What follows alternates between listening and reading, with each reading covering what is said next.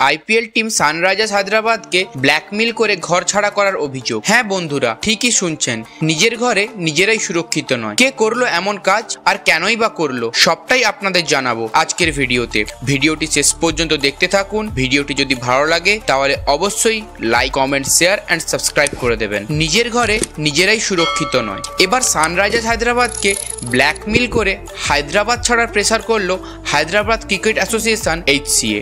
জানা গেছে এই অ্যাসোসিয়েশন HCA হায়দ্রাবাদ ফ্র্যাঞ্চাইজির কাছ থেকে অতিরিক্ত ম্যাচ টিকিট দাবি করেছিলেন, যা নিয়ে দুই পক্ষের মধ্যে টানাপোড়েনের সৃষ্টি হয়। সানরাইজার্স হায়দ্রাবাদের ম্যানেজমেন্ট অভিযোগ করেছেন যে তাদের এই টিকিট না দেওয়ার কারণে সানরাইজার্সের একটি ম্যাচে স্টেডিয়ামের একটি অংশ বন্ধ করে দেওয়া হয়েছিল।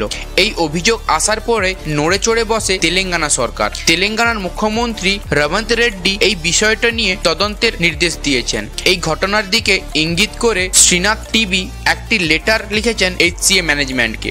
যদিও এই সব কিছুর দায় অস্বীকার করেছেন হায়দ্রাবাদ ক্রিকেট সংস্থা HCA। তারা বলেছে এমন কোনো কিছু হয়নি, এমন কোনো কিছু দাবিই নাকি তারা করেননি। এই ঘটনার পরে সানরাইজার্স হায়দ্রাবাদ ম্যানেজমেন্ট জানিয়েছেন যদি এর কিছু সুরাহা না হয় তাহলে তারা রাজীব গান্ধী স্টেডিয়াম ছেড়ে চলে যাবেন। BCCI ও IPL ম্যানেজমেন্টকেও বিষয়টি জানানো হয়েছে। এখন তবে কি হবে? হায়দ্রাবাদে থাকবে না হায়দ্রাবাদ ছেড়ে চলে যাবে?